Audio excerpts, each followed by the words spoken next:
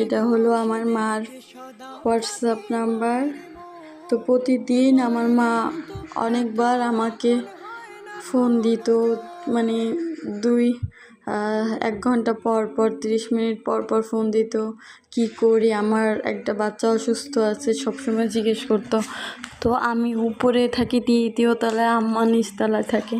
সব সময় একটু পর পর, আর মা অডিও কল দিতে পারতো না, সব সময় ভিডিও কল দিত আর কথা বলতো একটু পর পর। তো এই হলো আমার মার সব ভিডিও কল, যার কোনো দিন আর কল আসবে না এই নাম্বারে। আমার মা আর কোনো দিনও কল দেবে না। আমার মা আজকে মারা গেছে প্রায় 17-18 দিন। আমার মা আর কোনো দিন এই নাম্বার থেকে আমার কাছে কল আসবে না।